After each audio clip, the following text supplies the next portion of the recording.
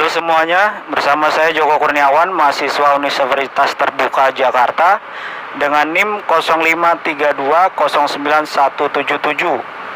Hari ini kita akan membahas salah satu peristiwa penting dalam sejarah ekonomi Indonesia, yaitu krisis moneter pada tahun 1998. Bersama saya telah hadir narasumber kita, Bapak Miko sebagai petugas Transjakarta. Terima kasih sudah meluangkan waktunya, Pak. Ya, terima kasih juga untuk Mas Joko. Untuk Pak Miko, bisa Bapak ceritakan bagaimana suasana saat krisis moneter pada tahun 1998 terjadi? Waduh, kalau diceritakan menyakitkan dan sedih, Mas. Waktu tahun 98 itu. Waktu itu suasananya sangat mencekam. Harga kebutuhan pada naik. Banyak yang kehilangan pekerjaan dan antrian panjang di toko.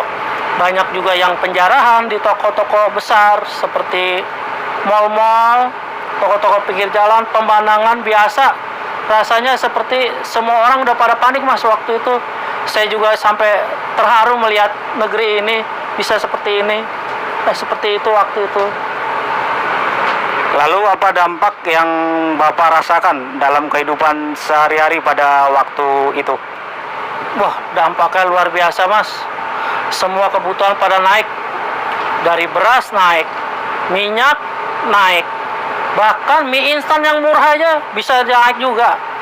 Apalagi bahan bakar, waduh, langsung melonjak naik. Gaji saya waktu itu tidak mencukupi untuk menutupi pengeluaran bulanan. Kami harus lama benar-benar hemat, bahkan kadang makan hanya 2 kali sehari. Bagaimana waktu itu, Mas? Sedihnya minta ampun dah, susah diceritakan dah. Lalu bagaimana kondisi transportasi publik saat itu? Khususnya moda seperti transportasi Jakarta apa sudah ada? Waduh, Mas Joko, transportasi waktu itu mah belum ada Transjakarta seperti saat ini. Waktu zaman tahun 98 transportasi masih jadul, belum memenuhi kebutuhan rakyatnya.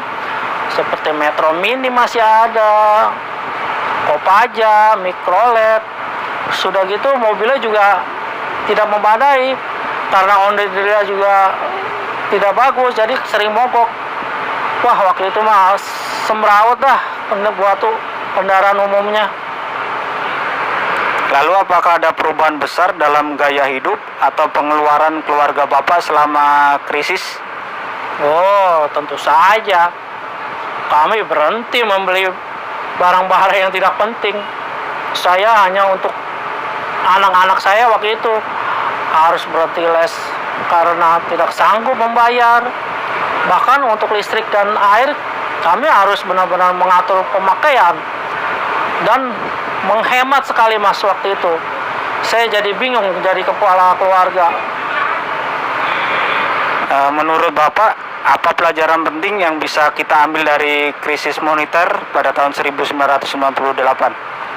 Pelajaran pentingnya, Mas, adalah